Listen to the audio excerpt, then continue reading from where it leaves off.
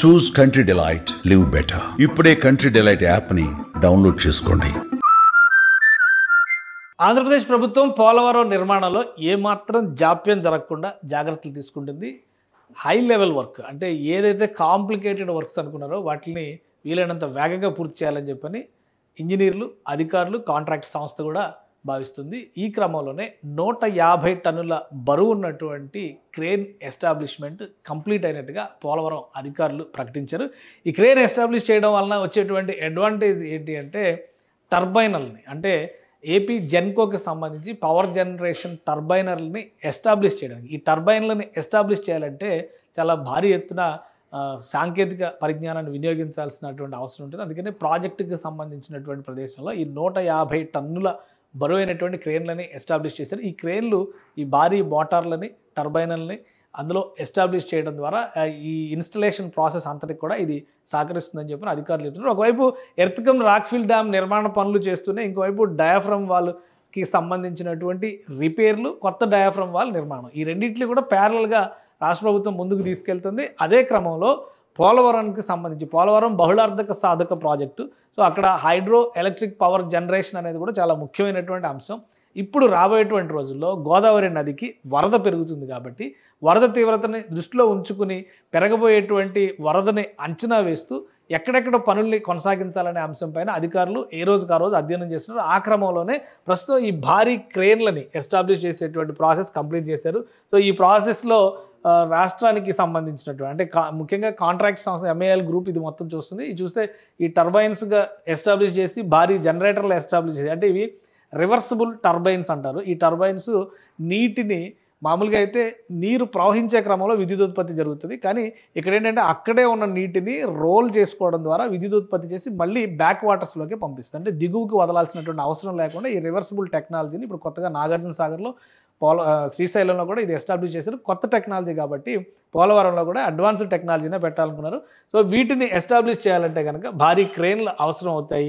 ఇందులో ఈ జనరేటర్స్ని వాటిని ఇందులో ఎస్టాబ్లిష్ చేస్తారు. ఈ టర్బైన్లకు సంబంధించినటువంటి టెక్నాలజీలో భారీ క్రేన్ల వినియోగం జరుగుతుంది కాబట్టి క్రమక్రమంగా వరద తీవ్రత పెరుగుతుంది. దీన్ని దృష్టిలో పెట్టుకునే ఈ పనులను వేగవంతం చేసింది పోలవరం కాంట్రాక్ట్ సంస్థ ఎంఈఐఎల్. సో దీనికి సంబంధించి చూస్తే కనుక ఇక్కడ 2 అంశాలు మెన్షన్ చేస్తున్నారు. టెస్టింగ్ అండ్ కమిషనింగ్ 2 కంప్లీట్ అయిపోయింది. దాన్ని పరీక్షించారు, ఎస్టాబ్లిష్మెంట్ కూడా చేశారు. 150 of 330 ton electric overhead traveller cranes ఇవన్నీ కూడా ఎస్టాబ్లిష్ చేసుకుంటూ ముందుకు నడిపే విధంగా అక్కడ ఉండేటువంటి పనులన్నింటినీ ముందుకు నడపాలంటే కనుక ఈ క్రేన్ల ఎస్టాబ్లిష్మెంట్ చాలా ముఖ్యమైనది.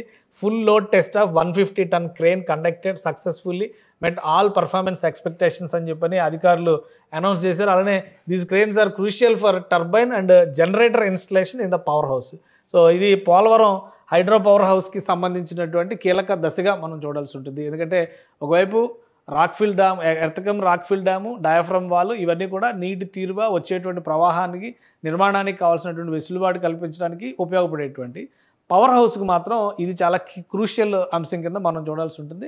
సో ఇందులో టర్బైన్స్, జనరేటర్స్ ఎస్టాబ్లిష్ చేయడానికి ముఖ్యమైనటువంటి పాత్ర పోషించేటువంటి ఈ ట్రావెలర్ క్రెయిన్స్ అంటే ఓవర్ హెడ్ ట్రావెలర్ క్రెయిన్స్ని కంప్లీట్గా ఎస్టాబ్లిష్ చేశారు. Senior delegation from AP Genco including director hydel, chief engineer HPC visited the site.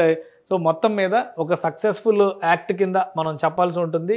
పోలవరంలో ఈ భారీ టర్బైన్లకు సంబంధించినటువంటి యాక్టివిటీలో కీలకమైనటువంటి దశగా ఈ క్రేన్ల ఎస్టాబ్లిష్మెంట్ను చూడాలి. గత కొద్ది రోజులుగా మనం చూస్తే కనుక వర్షాలు పడుతున్నాయి, ఎగువన ఉన్నటువంటి మహారాష్ట్రలో వర్షాలు పడుతున్నాయి, గోదావరిలో నీటి తీరువ పెరుగుతుంది కాబట్టి దానికి తగ్గట్టుగా పనుల్లో మాడిఫికేషన్స్ చేసుకుంటూ అధికారులు ముందుకు సాగుతున్నారు. కాంట్రాక్ట్ సంస్థకు సంబంధించినటువంటి బృందాలను కూడా గైడ్ చేస్తున్నారు. మధ్య మధ్యలో విదేశీ నిపుణుల బృందం కూడా ఈ ప్రాంతాన్ని సందర్శిస్తుంది. వర్క్స్ జరుగుతున్నటువంటి తీరుని పరిశీలించేందుకు కేంద్ర జలవనరుల విభాగం కూడా సిడబ్ల్యూసికి సంబంధించినటువంటి నిపుణుల బృందం కూడా ఇందులో ఇన్వాల్వ్ అవుతుంది. ఎప్పటికప్పుడు పనులు జరుగుతున్న తీరుని అంచనా వేయడం, జరగాల్సినటువంటి పనులు, వాతావరణంలో నీటి తీరువలో వస్తున్నటువంటి మార్పులు, ఈ రెండింటిని అధ్యయనం చేయడం ద్వారా ప్రాపర్ గైడెన్స్తో ముందుకెళ్తున్నారు. ఎట్టి పరిస్థితుల్లో 2027లో పోలవరం నుంచి వాటర్ రిలీజ్ చేయాలని చెప్పని రాష్ట్ర ప్రభుత్వం భావిస్తుంది. దానికి తగ్గట్టుగానే బహుళార్థక సాధక ప్రాజెక్టు కాబట్టి నీటి నిర్వహణకు సంబంధించి, హైడ్రో పవర్ జనరేషన్కి సంబంధించి, మరోవైపు